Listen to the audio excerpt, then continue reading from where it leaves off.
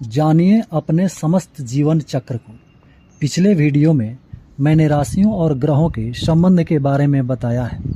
जिस तरह सूर्य, वायु, जल के बिना हम जीवन की कल्पना नहीं कर सकते, उसी तरह ज्योतिषीय ग्रहों के बिना जीवन चक्र की गति संभव नहीं है। विज्ञान की दृष्टि में सूर्य एक तारा है, परंतु ज्योतिष शास्त्र में सूर्य को एक ग्रह मानकर एवं बाकी सभी ग्रहों को सूर्य के अधीन रखकर ज्योतिषीय गणना की जाती है। राशियों और ग्रहों का आपस में जो संबंध है वह बहुत ही गहरा है। आपका समस्त जीवन चक्र राशियों और ग्रहों पर ही आधारित है। जातक का जिस समय जन्म होता है वह समय लग्न कहलाता है। जातक से हमारा तात्पर्य जन्म लेने वाले बच्चे से है। जिस समय सूर्योदय होता है वह स्पष्ट लग्न होता है, वहीं से लग्न का शुरुआत होता है। पिछले वीडियो में मैंने बताया है कि चंद्रमा 2.25 दिन एक राशि पर रहते हैं। इस तरह 12 राशियों पर स्थान परिवर्तन करने में चंद्रमा को 29.5 दिन लगते हैं। वह चंद्रमास कहलाता है। जिस तरह चंद्रमा लगभग एक महीने में 12 राशियों में भ्रमण कर लेते हैं, उसी तरह एक दिन अर्थात रात दिन मिलाकर यानी 24 घंटे में 12 राशियां भी बदलती रहती हैं, जिन्हें लग्न कहते हैं। अतः 12 राशियों में जो लग्न परिवर्तन होता है उसे ही हम लग्न राशि कहते हैं। यह समय लगभग 2 घंटे का होता है। इसी 2 घंटे के अंदर जातक अर्थात जिस बच्चे का जन्म होता है वही उसका जन्म लग्न होता है। जन्म के समय जो राशि भोग कर रही होती है वही लग्न राशि होती है, या उसे सिर्फ लग्न कहा जाता है। 12 राशियों के लिए 12 खाने या कोष्ठक वाला एक चक्र होता है। इसी को होड़ा चक्र कहते हैं। इसी चक्र के 12 कोष्ठकों में 12 राशियों को स्थापित किया जाता है। इन 12 कोष्ठकों में से प्रत्येक कोष्ठक को स्थान, घर या भाव कहते हैं। जो प्रथम भाव अर्थात पहले भाव से लेकर 12 भाव अर्थात 12वें भाव तक होता है। जन्म लग्न चक्र में बीच वाला कोष्ठक लग्न का स्थान या लग्न भाव होता है। लग्न भाव को पहला स्थान मानकर घड़ी की सुई की विपरीत दिशा में एंटी क्लॉकवाइज बढ़ते हुए 1 से 12 स्थान तक अर्थात पहले भाव से 12वें भाव तक गणना करते हैं। उदाहरण स्वरूप यदि किसी जातक का जन्म मेष लग्न में हुआ है तो उसका लग्न भाव में संख्या 1 होगा और 12वें भाव में 12 संख्या होगा। इसी तरह यदि किसी जातक का जन्म कन्या लग्न में हुआ है तो उसके लग्न भाव अर्थात पहले भाव या पहले स्थान में संख्या 6 होगा और 12वें भाव में संख्या 5 होगा। इसी तरह से सभी लग्न राशियों को प्रथम स्थान से 12वें स्थान तक क्रमानुसार स्थापित किया जा सकता है। इन 12 भावों या स्थानों को 12 संज्ञा दी गई है, अर्थात इन्हें 12 नाम दिया गया है। इन 12 भावों का क्रम इस प्रकार है: प्रथम भाव या तनु भाव या लग्न भाव या लग्न स्थान कहते हैं। द्वितीय भाव या धन भाव या कुटुंब स्थान कहते हैं। तृतीय भाव या सहज भाव या पराक्रम या साहस भाव।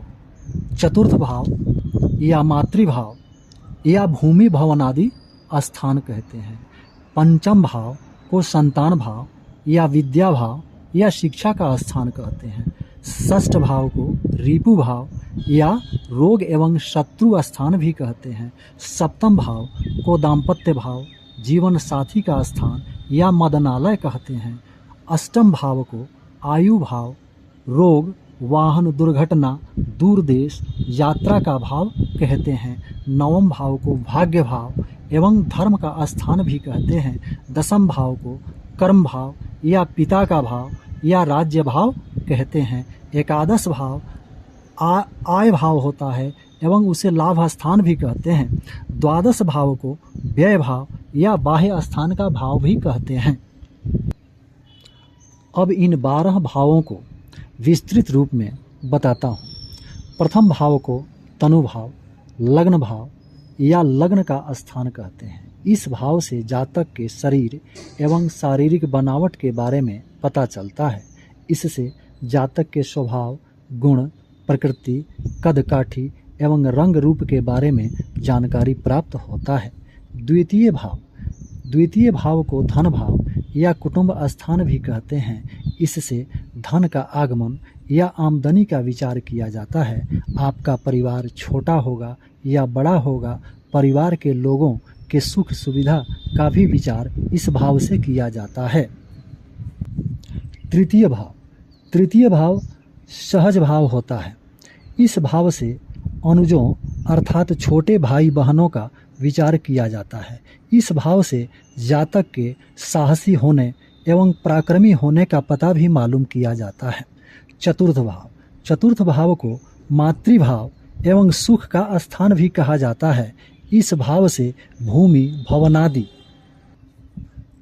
उच्च पदवी, वाहन एवं अचल संपत्ति का विचार करते हैं। इस भाव से माता का सुख, माता की आयु, माता के स्नेह एवं दुलार प्यार का पता चलता है। पंचम भाव को संतान भाव या विद्या भाव कहा जाता है।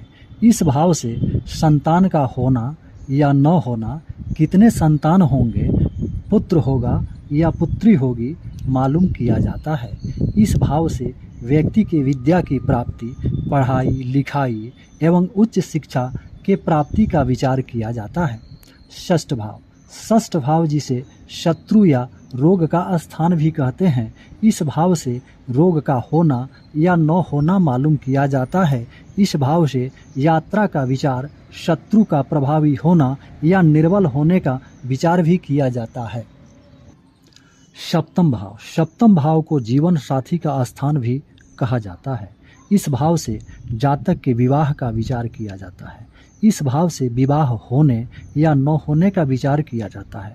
दाम्पत्य जीवन सुखमय होगा या कष्टमय होगा, इसका विचार भी इस भाव से किया जाता है। इस भाव से बिजनेस, व्यापार, वस्तुओं की खरीद बिक्री तथा आय के साधन का विचार भी किया जाता है।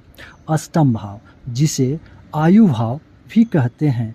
इससे आयु, रोग, दुर्घटना तथा जीवन के कष्टमय परिस्थितियों का विचार किया जाता है।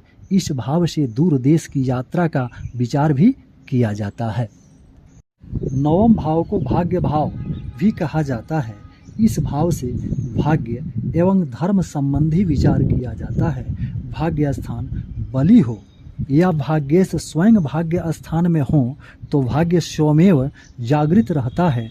यदि भाग्य स्थान में शुभ ग्रह हो तो जातक की धर्म कर्म में रुचि बढ़ती है एवं भाग्यशाली होता है। यदि भाग्य स्थान में पाप ग्रहों की स्थिति हो तो जातक धर्म कर्म से विमुख रहता है। दसम भाव को राज्य भाव, कर्म भाव और पिता का स्थान भी कहते हैं।